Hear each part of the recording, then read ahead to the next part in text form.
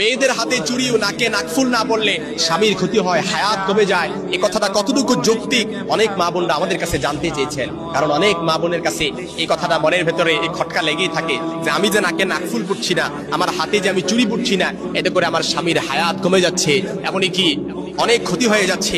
এটা আসলে যৌক্তিক কিনা? কারণ অনেক মা বোনরা এটা বিশ্বাস করেন, শুনতে খারাপ লাগলো এটাই সত্যি। অনেক মা বোনরা বিশ্বাস করেন যে সংসারে উন্নতি হচ্ছে না, সংসারে অবনতি হচ্ছে, একটার পর একটা বালা মুসিবত লেগেই আছে। আমি যে হাতে চুড়ি পড়ছি না, নাকে নাকফুল পড়ছি না, হয়তো বা এটার কারণে। আবার অনেক বোনেরা নাকে নাকফুল পড়তে ভয় পায়, অর্থাৎ নাক ফোড়াতে ভয় পায়, যার কারণে নাকে নাকফুল পড়ছে না।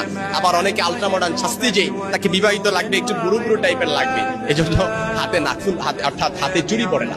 এজন্য আমার মা বোনদেরকে বুঝতে হবে, অর্থাৎ চুড়ি না পড়ার কারণে কিংবা নাকে নাকফুল না পড়ার কারণে স্বামীর ক্ষতি হয়ে যায়, এ কথাটা একেবারে ভ্রান্ত। এই কথাটার কোনো ইসলামিক ভিত্তি নেই, একেবারে কুসংস্কার বললেই চলে। কারণ কার কখন মৃত্যু হবে এটা কিন্তু আল্লাহ তাআলার কাছে। স্বামীর ক্ষতি হয়ে যাবে, কেউ কারো ক্ষতি এটা ধরে রাখতে পারবে না। আমরা যদি প্রথমে যাই মৃত্যুর দিকে, যদি আমরা মৃত্যুর কথাটার দিকে যদি আমরা যাই, আমরা সকলেই জানি মৃত্যু এটা কিন্তু আল্লাহ তাআলার পূর্ব নির্ধারিত।